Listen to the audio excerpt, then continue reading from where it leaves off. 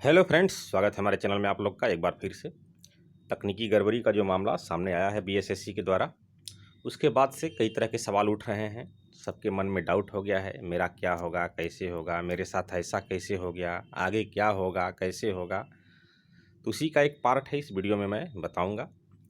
तो देखिए, physical post में वनरक्षी पोस्ट के लिए खास करके ये यहाँ उम्र सीमा कुछ स्पेशल लगाया गया था। जनरल कैटेगरी के लिए 23 साल, वहीं बीसी एमबीसी के लिए 25 साल, एससी एसटी के लिए 28 साल।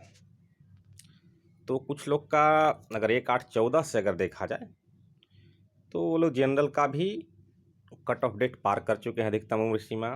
साथ ही साथ अपने कैटेगरी का भी कुछ लोग पार कर चुके हैं, लेकिन कुछ लोग का कैटेगरी में बचा हुआ है। जिनका कैटेगरी में बचा हुआ है तो ठीक है, लेकिन कुछ लोग का जनरल से भी पार कर चुका है, कैटेगरी से भी अपना कट ऑफ डेट पार हो चुका है, उसी तरह से एससी एसटी का भी। लेकिन यहाँ पर लिखा हुआ है, परंतु वैसे अभ्यर्थी 1/8/13 को सरकार द्वारा निर्धारित अधिकतम उम्र सीमा धारित करते हैं तो वे भी उम्र सीमा के आधार पर इस परीक्षा के पात्र होंगे। तो ये बिल्कुल सही बात है, इसमें कोई भ्रम वाली स्थिति नहीं है कि मेरे साथ क्या होगा। जैसे 1/8/14 के अनुसार मान लेते हैं कोई कैंडिडेट बीसी या एमबीसी कैटेगरी से है, वो 25 प्लस हो जा रहा है 1/8/14 के अनुसार, क्योंकि जनरल का तो ऑलरेडी क्रॉस कर जाएगा जब अपने कैटेगरी का क्रॉस कर चुका है अधिकतम उम्र सीमा। तो लेकिन 1/8/13 के अनुसार उसका 5 महीना या 6 महीना बच रहा है अधिकतम उम्र सीमा में से, वे इस पोस्ट के लिए एलिजिबल है और उसी के आधार पर उनको फॉरेस्ट गार्ड में बुलाया भी गया है। क्योंकि जब तकनीकी गड़बड़ी का मामला जब से सामने आया तो उसमें आयोग बोला है कि सॉफ्टवेयर वो हम लोग वैसा तैयार करते हैं, लेकिन यहाँ पर सॉफ्टवेयर या डाटाबेस में पहले ही से गड़बड़ी था तो ऐसा हो गया है। तो फॉरेस्ट गार्ड में इस आधार पर बुलाया गया। बहुत सारे कैंडिडेट हैं जो 1/8/14 के आधार पर अधिकतम उम्र सीमा जनरल का और कैटेगरी का भी पार कर चुके हैं, लेकिन 1/8/13 के आधार पर कैटेगरी से कुछ बच रहा है 2 महीना या 3 महीना। तो वैसे लोगों का भी रिजल्ट हुआ है, तो वे लोग बिल्कुल ही एलिजिबल हैं, इसमें कोई शक नहीं है। और पहली बार जो रिजल्ट तैयार किया गया है पीटी का, उसमें 1/8/13 का भी बखूबी ख्याल रखा गया है कि अगर 1/8/13 के आधार पर भी कोई अधिकतम उम्र सीमा धारी है तो वे भी एलिजिबल हैं। अगर उसके मतलब 1/8/13 से भी एलिजिबल नहीं है अधिकतम उम्र सीमा, तो उनको रिजल्ट से बाहर कर दिया गया है।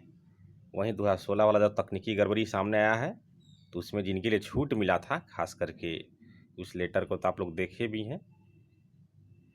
2016 वाला यही लेटर है, उस पर मैं डिस्कस करूँगा। तो अब सवाल है कि 1/8/13 का मामला कहाँ से आया। ये सिर्फ फॉरेस्ट गार्ड में ही नहीं था, अन्य शेष सभी पदों के लिए भी यही रूल था, और यही रूल फॉरेस्ट गार्ड के लिए भी था। तो ये 1/8/13 का रूल आया कहाँ से, ये देखिए। पहली बात कि जब विज्ञापन आया था 2014 में, तो दूसरी बार विज्ञापन आया था। पहली बार जो विज्ञापन आया था देखिए, वो 16/6/2014 से ही उसका आवेदन लिया जाना था, लेकिन इसमें कुछ पोस्ट की संख्या कम थी, दोबारा में बढ़ा दिया गया था 13,120 करके। इसमें फिजिकल पोस्ट में भी कुछ एक पोस्ट बढ़ाया गया था। देखिए यहाँ पर अधिनायक अनुदेशक का ऐड कर दिया गया जब री एडवर्टाइज हुआ तो। और उसी तरह से यहाँ भी नॉन फिजिकल पोस्ट में भी बहुत सारे पोस्ट बढ़ाए गए। पहली बार में 9600 के आसपास ही सीट हो रहे थे, लेकिन दोबारा में जब आया, जैसे कनीय लेखा लिपिक का वैकेंसी पहली बार जब वैकेंसी आया था तो नहीं था। यहाँ टोटल 29 टाइप के पोस्ट हैं नॉन फिजिकल में, वहाँ आ रहे थे 38 टाइप के पोस्ट। और यहाँ देखिए, हाँ, यह जब पहली बार ये विज्ञापन आया था तो वहाँ पर एक ही डेट ऑफ बर्थ अधिकतम उम्र सीमा का कट ऑफ डेट लगाया गया था, तो वो लगाया गया था 1/8/13, और वैकेंसी आ रहा था 14 में। तो आयोग और सरकार ने मिल कर ये कोशिश किया कि कट ऑफ डेट को 1/8/14 कर दिया जाए कि अधिक से अधिक युवाओं को मौका मिल सके। क्योंकि 1 साल के तहत, क्योंकि वैकेंसी 14 में आ रहा है, कट ऑफ डेट हम 1 साल पहले का मांग रहे हैं, कुछ कैंडिडेट इसमें छूट जा रहे थे। इसीलिए सरकार ने री एडवर्टाइज करते हुए, पुनर्विज्ञापन जारी करते हुए कुछ वैकेंसी भी बढ़ा दिया था, और अधिकतम उम्र सीमा की कट ऑफ डेट 1/8/14 रख दिया था। इस 1 साल के दायरे में बहुत लोग आ रहे थे। देखिए यहाँ भी, यहाँ 1/8/13 लिखा हुआ है पहली बार जो आया था तो, और शेष सभी पदों के लिए भी 1/8/13 ही लिखा गया है। यहाँ और कुछ नहीं लिखा गया था। लेकिन वहीं जब री एडवर्टाइज किया गया उसी वैकेंसी को, तो देखिए, तो दूसरी बार में तो रख दिया गया 1/8/14, और जबकि पहली बार विज्ञापन आया था तो 1/8/13 रखा गया था अधिकतम उम्र सीमा, तो उसी में एक क्लॉज जोड़ दिया गया। देखिए उसको तो बोल्ड किया गया है, लेकिन उसके ही नीचे एक क्लॉज जोड़ दिया गया कि परंतु ऐसे अभ्यर्थी जो 1/8/13 के सरकार द्वारा निर्धारित अधिकतम उम्र सीमा धारित करते हो वे इस उम्र सीमा के आधार पर हकदार होंगे। उसी तरह से शेष सभी पदों के लिए भी था। तो फॉरेस्ट गार्ड में भी हैं, जैसे किसी का डेट ऑफ बर्थ मान लीजिए 1/1/1991 है, ये तो जनरल के तहत अगर 1/8/14 को देखिएगा ये तो 23+ हो ही जाएंगे, और 1/8/13 के आधार पर देखिएगा तो यहाँ भी general cut off, general category से उनका कट ऑफ डेट बचा हुआ है 1/8/13 के आधार पर हम देखते हैं। तो क्योंकि 91 से 2001 आएगा तो 10 साल, 2011 आएगा तो 20 साल, 12 आएगा तो 21 साल, और ये 13 आएगा तो 23 साल, और 23 साल में ये आपको 23 साल आपको हो जा रहे हैं 1/1/91 को ही, और 1/8/13 तक मांगेगा तो नहीं, वो तो 23+ हो जाएंगे जनरल कैटेगरी से। लेकिन इनको अपने कैटेगरी का डेट ये बचा हुआ है जो 25 तक लिमिट है, तो उस दायरा में वो आ जाएंगे।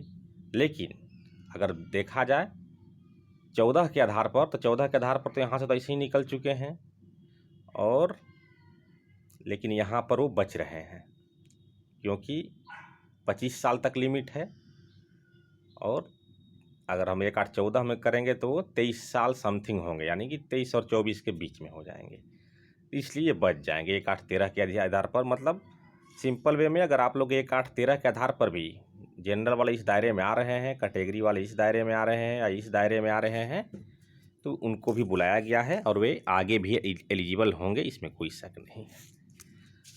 तो आप लोग समझ गए कहाँ से मामला 1/8/13 वाला आया। 1/8/13 वाला आया जो पहली बार विज्ञापन आया था तो उसमें 1/8/13 ही रखा गया था, तो दूसरी बार में उसको 1/8/14 किया गया, लेकिन एक क्लॉज जोड़ दिया गया कि 1/8/13 वाले भी एलिजिबल होंगे। लेकिन जब 2016 में वो जो एक हल्का सा नोटिस जो आया था तो उसमें 1/8/13 को एज इट सेम रहने दिया गया, 1/8/14 के जगह पर 23/1/2006 निर्धारित कर दिया गया। अब 1/8/13 वाला को हटा दिया गया, यानी कि 1/8/13 के आधार पर जो अधिकतम उम्र सीमा धारित थे तो पहली बार में एलिजिबल हो गए, और दूसरी बार जो 16 में जो लेटर आया तो 1/8/14 के आधार पर जिनका एज एक्सपायर हो रहा था, 1/8/13 पर तो 1 साल के लिए बचिए जा रहे थे, तो उनको एक मौका दिया गया था 23/1/2006 के आधार पर कि आप भी भर सकते थे। तो ऐसे हुआ मामला। तो उम्मीद करते हैं आप लोग समझ गए हों। अगर अभी भी नहीं समझे हों तो कमेंट कीजिएगा, या तो कमेंट में ही जवाब देकर समझा देंगे या अलग से फिर से वीडियो ला देंगे। इस वीडियो को ज़्यादा से ज़्यादा शेयर कर दीजिए। चैनल पर पहली बार हैं, अभी तक सब्सक्राइब नहीं किए हैं तो सब्सक्राइब भी कर लीजिए, और इसको ज़्यादा से ज़्यादा शेयर ज़रूर कीजिए। धन्यवाद।